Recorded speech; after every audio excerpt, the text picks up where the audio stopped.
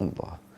آگے آیت ہے آیت نمبر 59 سورہ نساء ہی کی، یا ایھا الذین آمنوا، اے ایمان والو، اطیعوا اللہ، اللہ کی مان کے چلو، واطیعوا الرسول، اللہ کے رسول کا حکم مانو، واولی الامر منکم، تم میں سے جو اولی الامر ہیں ان کی مان کے چلو۔ تو یہ جو لوگوں نے فلاں طبقے کے دو اصول، اطیعوا اللہ، اطیعوا الرسول، یہ بہرحال بہت بڑی زیادتی ہے، بہت بڑی زیادتی ہے۔ اگر اطیعوا اللہ اطیعوا الرسول تک بات ختم ہو جاتی ہے، اس پہ فل سٹاپ آ جاتا ہے، تو اللہ تعالیٰ نے وَأُولِي الْأَمْرِ مِنْكُمْ ذکر کیوں کیا؟ اللہ تو یہاں اطاعت کے 3 اصول دے رہے ہیں، اور آپ 2 پر فل سٹاپ لگا کے آگے سے تیسرے کو مائنس کر دیتے ہیں، اور خود ہی آپ کیا کہتے ہیں وہ عقل کل بن جاتے ہیں۔ بہت بڑی یہ زیادتی ہے اطاعت کے۔ یہاں قرآن کریم یہ آیت 2 اصول نہیں دے رہی، اطاعت کے 3 اصول دے رہی ہے۔ اگر آپ یہ کہتے ہیں جی اطاعت کے تو اصل میں 2 ہیں، کیونکہ مجتہدین نے اور نیک حکمرانوں نے کی جو اطاعت کرنی وہ بھی تو قرآن و سنت کی روشنی میں، تو اصل تو پھر 2 اصول ہیں۔ پھر میں کہتا ہوں پھر اصل 2 نہیں 1 ہے، پھر 2 بھی نہ کہو، 1 کہو، اطیعوا اللہ بس، کیونکہ من یطع الرسول فقد اطاع اللہ، اور باقاعدہ اطیعوا اللہ کے بعد صرف والرسول کا لفظ بھی آیا ہے، اطیعوا کا لفظ بھی نہیں آیا۔ مستقل اطاعت تو اللہ کی ہے، نبی کی اطاعت بھی اللہ کی اطاعت کی وجہ سے نبی کی اطاعت ہے۔ نبی کی اطاعت ہم اس لیے کہتے ہیں کہ ہمیں اللہ نے کہا ہے، تو پھر آپ کا 2 اصول بھی نہیں ہونا چاہیے۔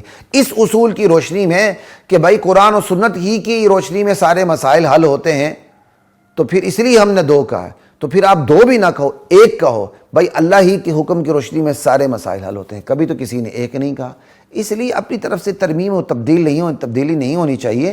اس آیت میں قرآن کریم نے اطاعت کے 3 اصول بتائے۔ اللہ کی اطاعت وہ قرآن کریم کے ذریعے ہوگی، اطیعوا الرسول، رسول کی اطاعت آپ کے فرامین کی روشنی میں ہوگی، احادیث کی روشنی میں ہوگی، وَأُولِي الْأَمْرِ مِنْكُمْ، اولی الامر کی اطاعت۔ اولی الامر کون ہے؟ نیک حکمران اور مجتہدین، فقہاء، علماء، جو قرآن و سنت کی تعبیر و تشریح رکھتے ہیں، تشریح کا حق رکھتے ہیں، ان کی اطاعت ہوگی۔ ٹھیک ہے، اب ان کی اطاعت کیسے ہوگی؟ اولی الامر اگرچہ پابند ہیں، جو آگے لفظ آیا فَإِن تَنَازَعْتُمْ فِي شَيْءٍ فَرُدُّوهُ إِلَى اللَّهِ وَالرَّسُولِ إِن كُنتُمْ تُؤْمِنُونَ بِاللَّهِ وَالْيَوْمِ الْآخِرِ، اگر تمہارا آپس میں کوئی تنازع ہو جائے، جھگڑا ہو جائے، تو تم پھر اس جھگڑے کو پھیر دو کس کی طرف؟ اللہ اور اس کے رسول کی طرف، اگر تم ایمان رکھتے ہو اللہ پر اور یوم آخرت پر۔ یہی رویہ زیادہ بہتر ہے، یہی رویہ بہتر ہے، اور کیا کہتے ہیں اس کا انجام بھی بہتر ہے، ذالک خیر و احسن تأویلا۔ ٹھیک ہے جی۔ اب یہ اولی الامر کی اطاعت کیوں کہا؟ اولی الامر کی اطاعت اس لیے کہا کہ قرآن و سنت کی تعبیر و تشریح کا اختیار ہی اولی الامر کے پاس ہے، اس لیے کہا۔ اب ہر بندہ کہ جی چونکہ میں نے قرآن کی اطاعت کرنی ہے، خود ہی قرآن کھول کے بیٹھ جائے کہ مجھے بڑی اچھی عربی آتی ہے، خود ہی بخاری کھول کے بیٹھ جائے کہ مجھے اچھی بخاری آتی ہے، ایسا فیصلہ تو نہیں ہوگا۔ بلکہ جو کہتے ہیں کہ فلاں طبقے کے 2 اصول، اطیعوا اللہ اطیعوا الرسول، وہ بھی لامالا یہی کہتے ہوں گے کہ بھائی قرآن کی تشریح کون کرے گا؟ مفسر کریں گے۔ حدیث کی تشریح کون کرے گا؟ محدث کریں گے۔ فقہی مسائل کون بیان کرے گا؟ فقہا بیان کریں گے، مجتہدین بیان کریں گے۔ تو اولی الامر لانے کا راز یہی ہے کہ قرآن و سنت کی تعبیر و تشریح کا اختیار، اطیعوا اللہ و اطیعوا الرسول کی تعبیر و تشریح کا اختیار ہر ایک کے پاس نہیں ہے، اولی الامر کے پاس ہے۔ پھر اولی الامر بھی جب تعبیر و تشریح کرتے ہیں تو ان کا باہم اختلاف ہو جاتا ہے۔ جب باہم اختلاف ہو جاتا ہے تو حق دونوں طرف ہوتا ہے، صرف ترجیح ہوتی ہے۔ جیسے ہم حنفی ہیں، ہم امام ابو حنیفہ کی رائے کو ترجیح دیتے ہیں، کوئی شافعی ہے وہ امام شافعی کی رائے کو ترجیح دیتے ہیں، لیکن امام ابو حنیفہ کو غلط نہیں کہتے۔ اسی طرح احناف امام شافعی کو غلط نہیں کہتے، حلم مجرہ، یہ بات آگے چلتی جاتی ہے۔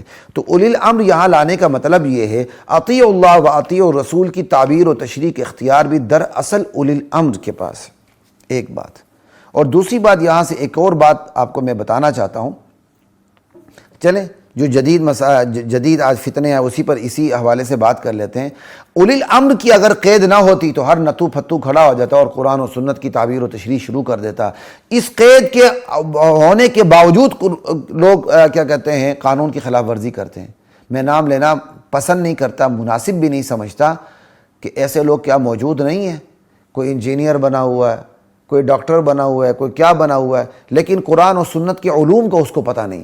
ہاں کوئی انجینئر ہے، کوئی ڈاکٹر ہے، لیکن ساتھ ساتھ قرآن و سنت کے علوم پر اسے مہارت ہے، اسے گرفت ہے، تو ایک الگ بات ہے۔